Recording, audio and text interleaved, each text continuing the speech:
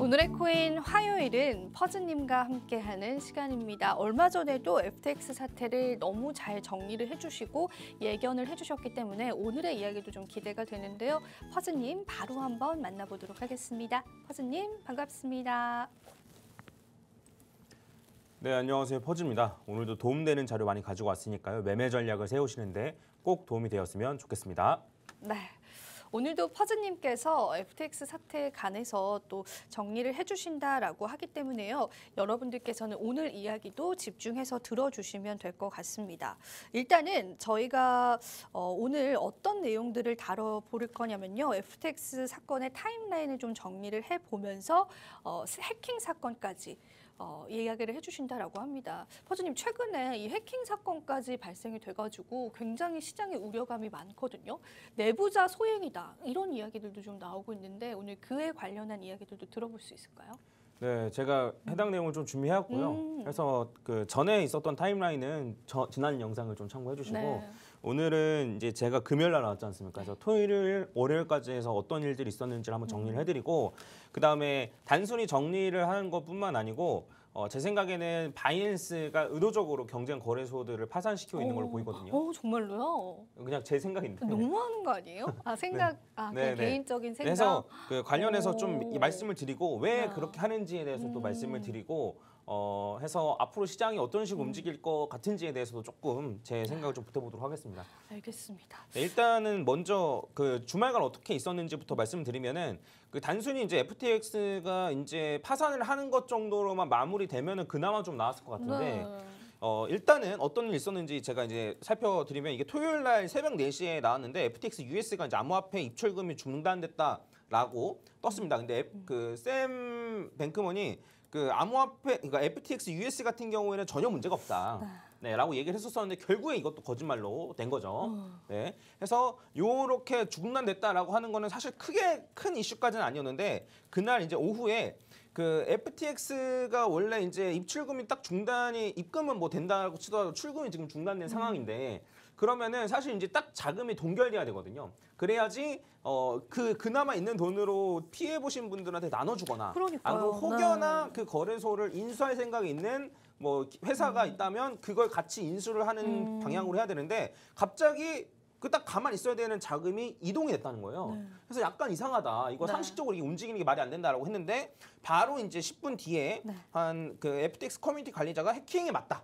해킹 당한 게 맞다. 맞아요. 네, 라고 얘기를 좀 했습니다. 그래서 요 해킹이 당한 거 때문에 말들이 좀 많았는데 일단은 기본적으로는 내부자 소행의 가능성이 높다라는 얘기가 많습니다. 이게 왜 그러냐면 FTX랑 FTX US가 뭐 지분을 많이 갖고 있는 사람이야 좀 겹치겠지만 일반적으로 다른 거래소거든요. FTX US 같은 경우는 미국의 규제에 맞춰가지고 따로 만든 거래소이기 때문에 일반적으로 두 개가 동시에 해킹되는 일들은 많지 않아요. 쉽지도 않고. 네. 일단 하나를 해킹한다면 그 다음에 해킹하면 또 모를까 이런 경우가 많지 않은데 두 개가 동시에 해킹이 됐기 때문에 그리고 이게 해킹이 된 게 단순히 빼돌린다 이게 아니고 이제 기존에 있던 고객들의 자산까지 좀 추가로 이렇게 가져가려는 약간 그런 의도로 어플에도 이제 악성 코드나 뭐 이런 걸 심어놓고 그 다음에 홈페이지를 방문도 하지 말라 이런 식으로 얘기했었거든요. 그래서 이런 걸 봤을 때는 만약에 FTX 내부 직원이 만약 FTX에서 투자를 하다가 그걸 또 많이 잃었다라고 하면 약간 의도적으로 좀 내부 직원의 소행이 아니냐라는 얘기 플러스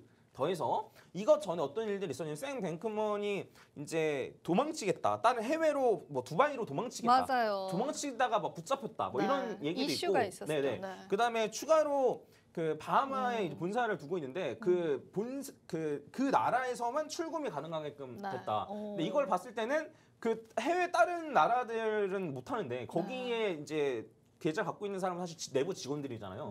그래서 내부 직원들 위주로 돈을 좀 빼가게끔 한 게 아니냐. 그리고 샘 뱅크먼이 도망치다가 붙잡힌 거 아니냐라고 해서 이거 샘 뱅크먼이 어느 정도 해킹에 영향을 끼친 게 아닐까? 그러니까 직접적으로 했다라기보다는 어느 정도 영향을 끼친 게 아닐까라는 얘기도 돌던 찰나에 이런 얘기가 또 있었거든요. 이거 보시면은 이제 크라켄 그 해커가 이제 크라켄에서 이제 매도를 했다라고 알려져 있거든요. 그래서 크라켄 같은 경우에는 KYC 인증을 해야 되기 때문에 이거 크라켄의 이제 CSO가 이제 그 보안 담당자가 이거 우리 누군지 안다.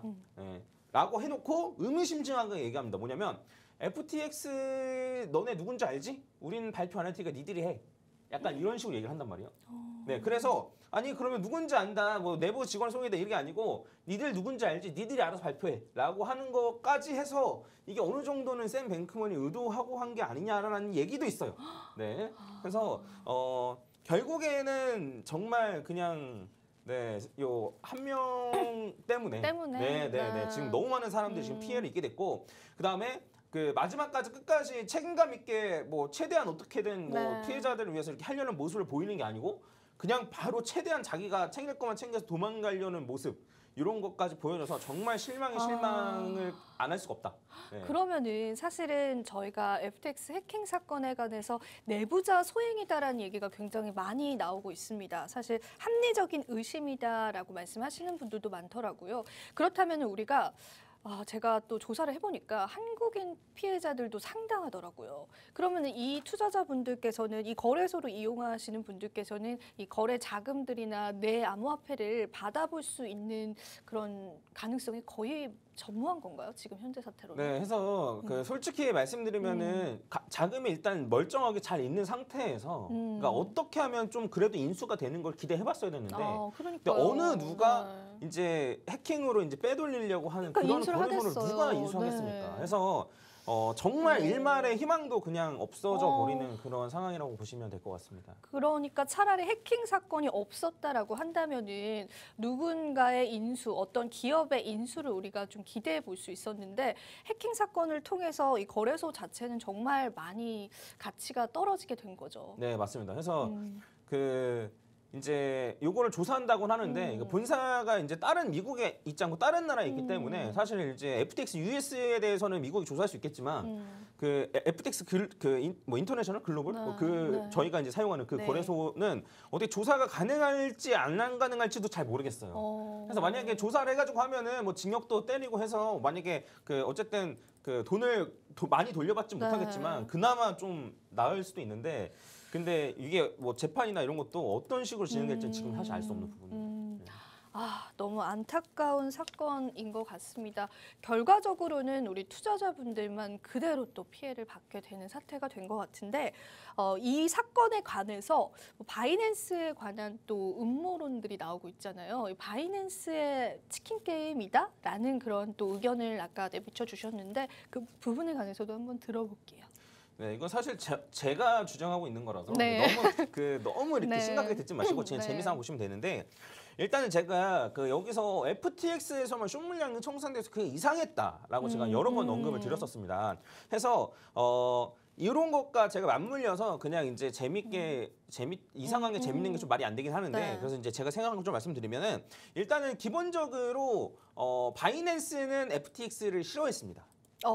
그랬던 것 같아요. 네. 그래서 이제 미국 막 그런 얘기도 있거든요. 이제 FTX가 이제 고객들 돈으로 막 미국 민주당에 뭐 로비를 했다, 막 이런 얘기도 있거든요.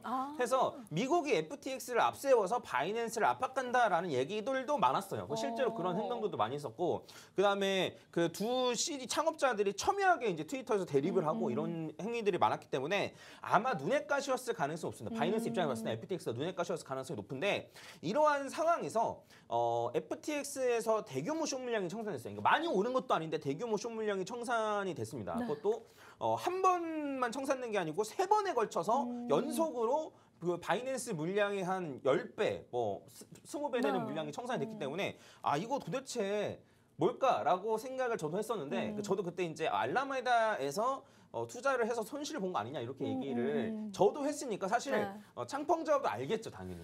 해서 제 생각에는 그 바이낸스 창펑자원 입장에서도 그 요게 알라메다 리서치에서 투자 손실을 본 것 같다라고 생각을 했던 것 같아요. 네. 그러니까 결국에는 지금 걔네가 돈이 없다라는 걸 알고 그거와 동시에 요 청산이 난 직후에 기사가 떴습니다. 이게 타이밍도 너무 이상하잖아요. 이렇게 그 FTX에서 쇼 물량 청산이 난 직후에 기사가 떴는데 그 기사가 그 알라메다 리서치에서 발표한 자산과 우리가 알고 있는 자산이랑 다른데? 라는 것과 기사가 뜸과 동시에 그때 바로 그 이제 창풍자와 FTT를 매도하기 시작해요. 이게 너무 짜 맞추듯이 너무 정확하게 딱딱딱딱 흘러간다는 거죠. 그래서 그 제 생각에는 그 FTX를 망하게 하려는 의도까지는지는 잘 모르겠는데 제 생각에 망하는 것까지는 아니고 경쟁자를 좀 이렇게 좀 거래소 신뢰도를 좀 낮추는 쪽으로만 생각을 아마 했지 않았을까 싶은데 하지만 네. 너무 커진 네, 거죠. 일이 너무 커진 거죠. 그래서 일단은 이게 자산 가격이 하락하면 사실 그 창펑자원도 좋을 게 없습니다. 왜 그러냐면 현물 위주로 많이 갖고 있다라고 알려져 있거든요. 네. 그리고 제가 생각하기로는 롱 물량으로도 많이 들어가 있는 걸로 생각이 돼요. 요거는 나중에 뭐 기대 한번 말씀드리고 그래서 요 창펑자원 입장에서도 사실 떨어지면 안 좋은데 생각보다 너무 많이 떨어져 버리고 FTX랑 거래소가 망해 버린 이 상황에서 제 생각에 노선을 튼 것 같아요. 그러니까 단순히 FTX만 그냥 죽일 생각이었는데 상황이 이렇게 되니까 다른 경쟁 거래소들도 다 죽여야겠다라고 생각을 했던 것 같습니다. 그래서 그 이후에 어떤 식으로 진행됐는지 제가 좀 조사한 걸 좀 네. 보여드리면 자 이게 딱 이제 이렇게 딱까지 하고 나서 창펑자고 얘기한 거예요. 그러면 우리 모든 거래소가 우리 자산을 공개하자. 고객들이 내 돈을 갖고 있는 넘게 있다라는 거 우리 공개하자라고 했는데 어느 거래소가 싫다고 할 수 있어요. 이런 그럼요. 분위기에서. 네. 안 한다라고 하면 네. 바로 뱅크런이 일어날 수밖에 없는 그런 구조잖아요. 근데 이렇게 딱 되고 나니까 그래서 거래소들이 하나 둘 이제 발표하기 시작하는데 그 요거 창펑자 아저씨가 또 이런 얘기를 합니다. 뭐냐면 암호화폐 중앙화 거래소가 자신의 지갑 주소를 공개 전후, 그러니까 공개하는 것, 자산을 공개한 전후로 대규모로 코인을 이동시켜야만 했다면 이건 문제가 있다. 무슨 소리냐면 이게 내가 딱 자산을 딱 공개했는데 이게 공개하자마자 다른 거래소로 보내줘. 이러면은 뭐냐면 이거 빌린 거 아니냐. 빌리니까 서로 빌려주는 서로 거다. 빌려준 게 네. 아니냐. 없는데도 있는 척하는 게 아니냐라는 얘기들을 하면서 피하라고 얘기를 합니다. 해서 이렇게 하고 나서 실제로 그렇게 대규모의 자산 이동이 이루어진 거래소들이 생겨나요. 네. 그래서 간략하게 말씀드리면 첫 번째로는 그 크립토닷컴이랑 게이트.io인데 크립토닷컴이 그 이제 게이트.io로 32만 이더를 보낸 정황이 발견이 돼요. 네. 근데 이게 32만 개를 왜 보냈냐라고 물어보니까 크립토닷컴이 뭐라 얘기했냐면 실수다.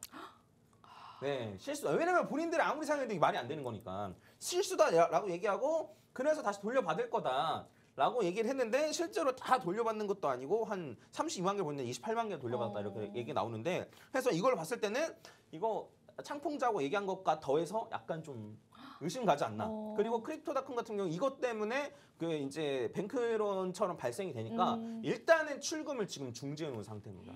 맞아요. 네, 요 거래소 지금 위험한 상태고. 기사도 봤습니다. 네네. 네. 그리고 후오비가 글로벌 같은 경우에도 이게 스냅샷을 공개한 뒤에 1만 개의 이더가 바이낸스와 OKX로 전송이 됐다라고 나와 있어요. 그래서 이게 사실 바이낸스한테 빌렸을 일은 없잖아요. 상식적으로. 네. 바이낸스 이렇게 창풍자고 이렇게 얘기하니까. 제가 생각했을 때는 제 생각에는 돈을 빌려서 이 그 1만 개의 이더를 산 게 아닐까. 사고 나서 공개한 다음에 그 이더를 어차피 돈을 갚아야 되니까 그거를 팔려고 다른 거래소에 보낸 게 아닐까라고 생각이 들고 있거든요. 네. 그래서 이러한 식으로 지금 하나 둘씩 거래소가 좀 터져나가고 있습니다. 당장 뭐 파산하겠다 안 하겠다 이거까지는 확신할 수 없지만 그 요런 사건 이후에 FTX가 망한 이후에 창펑자오의 그 이렇게 트윗이나 이런 의식의 흐름처럼 이렇게 쭉 보면 트윗을 제가 한번 쫙 봤거든요. 네. 딱 봤을 때는 이게 그 중간중간 고민한 흔적도 보여요. 그러니까 이게 나는 FTT를 매도하라고 하는 게 이렇게 큰일이 될 줄 몰랐다. 그쵸. 라고 얘기하는 것처럼 이게 약간 이렇게 고민을 하다가 그냥 내려간 김에 그냥 다 우리 경쟁 거래소를 다 없애야겠다라는 생각을 했던 게 아닐까라는 생각이 좀 듭니다. 그래서 추가로 말씀드리면 왜 이렇게까지 하냐라고 생각을 하실 수 왜 있는데 이렇게까지? 네.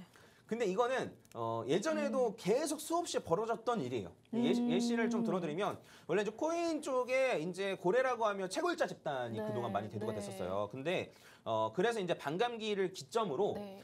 가격을 엄청나게 내려서 네. 대형 채굴자 집단들이 중소형 채굴 집단들을 이제 다 치킨 게임으로 다 죽여버리는 일들이 계속 일어났었어요. 그런 다음에 걔네들이 다 이제 다 사업을 접으면 자기네들끼리만 남아서 상증장을 가져가는 이러한 일들이 많이 일어났었는데 그 반감기가 계속 일어남에 따라서 이제 채굴로 나오는 비트코인보다 거래소가 수수료를 벌어들이는 많죠. 비트코인이 더 많은 거죠. 네. 그래서 제 생각엔 자연스럽게 채굴자 집단에서 거래소로 고래가 좀 옮겨간 게 아닌가. 이제 뭐 이렇게 시장을 좌우하는 고래들이 거래소 쪽으로 옮겨 갔다고 봐야 되는 게 아닌가라는 생각을 했었거든요. 그래서 그 전에 채굴자들 했던 거랑 똑같이 하는 거예요. 그러니까 가격이 이제 하락하면서 거래량도 줄면서 이슈가 많이 생길 때 다른 거래소들을 다 없애고 나서 본인들이 시장 점유를 먹고 점유를 하는 거죠. 네. 그다음에 만약에 불장이 오면 그 거래량들을 본인들이 다 가져갈 수 있으니까. 그러니까 이게 어쨌든 이러한 사건 자체가 파이를 줄이는 거긴 해요. 그러니까 코인 투자 안 하겠다 이런 사람들 많아지잖아요 지금. 맞아요. 그래서 파이를 줄이는 거긴 하지만 파이를 줄이는 대신에 이제 본인들이 점유율을 완벽하게 가져가서 상승작 때 더 많이 가져가려는 그런 의도이지 않을까. 너무 나빴네요. 사실이라면. 네. 근데 이제 사실 이렇게 하는 창풍자고 나쁜 건지 아니면은 고객들의 돈을 써가지고 이런 태클이 들어왔을 때 방어 못한 거래소들이 나쁜 건지는 저는 네, 똑같다고 생각합니다. 창펑자오가 이런 얘기도 했더라고요. 우리가 깨끗해지는 과정이다. 지금 힘든 시기이지만 그러면 또 장기적으로 볼 때는 뭐 그렇게 마냥 나쁘다라고 볼 수는 없는 건가요? 그래서 언젠가 올라갈 거라고 생각하고 창풍자오도 이렇게 하겠죠. 그리고 만약에 이제 코인 시장이 앞으로 진짜 망할 거라고 생각하면 이런 식으로 하지도 않겠죠. 네. 그래서 어쨌든 장기적으로 올라갈 거지만 얼마만큼 창펑자고 이거를 유지시킬 건지 어느 정도의 거래소가 망해야만 이거를 멈출 건지는 아무도 알 수 없습니다. 추가적으로 생각하면 저도 진짜 너무 좀 별로라고 생각하는 게 바이낸스라고 계속 거래소가 만들어지고 지금까지 고객 돈을 아예 안 건드렸는지는 사실 모르는 일이잖아요. 그쵸, 네. 지금 와서 그 자금이 준비된 것일 뿐. 맞아요. 네, 그래서 맞아요. 본인이 딱 준비하고 나서 터트린 감이 없잖아 좀 보입니다. 그래서 저희가 이제 바이낸스 지금은 또 막 FTX가 그 루나 사태가 터졌을 때는 막 뭐 그 샘 뱅크먼이 뭐 구세주다 뭐 이런 식으로 얘기를 하다가 지금은 또 창펑자하고 또 구세주다 뭐 이런 식으로 얘기를 하는데 저는 개인적으로는 어느 정도 좀 좋게 보이진 않는다. 그쵸. 네, 이렇게 좀 말씀드릴 수 있을 것 같습니다. 지금까지 FTX 사건을 쭉 정리를 해주셨는데 많은 정황들이 이제 바이낸스가 경쟁 거래소를 파산시키기 위한 행동으로 보여진다라는 의견을 해주셨습니다. 사실 좀 여러 가지 증거들이 좀 나오고 있는 상황인데 결과적으로는 모든 피해는 투자자분들이 받아가는 것이기 때문에 사실 지금의 사태를 우리가 긍정적으로만은 절대 바라볼 수 없을 것 같습니다. 시간 관계상 저희가 마지막 또 말씀 들어보고 오늘 바로 마무리해보도록 하겠습니다. 네, 힘든 시기인 건 맞습니다. 네, 그리고 국내 거래소들은 이런 부분에서 좀 안전하거든요. 그래서 고객들 돈이 아니고 다 나눠져 있기 때문에 그래서 국내 거래소를 사용하시는 분들은 크게 걱정 안 하셔도 괜찮다고 다행이다. 생각하고 네. 차트 분석은 제가 다음 주에 다시 해드리도록 하겠습니다. 네, 오늘도 역시나 퍼즈님이 우리 시장에서 가장 중요한 사건인 FTX 사건에 대해서 보다 좀 자세하게 하나하나 일명요연하게 정리를 해주셨습니다. 퍼즈님이 있기 때문에 그래도 이 시간을 견디는 것 같습니다. 다시 한번 감사의 말씀 드리고요.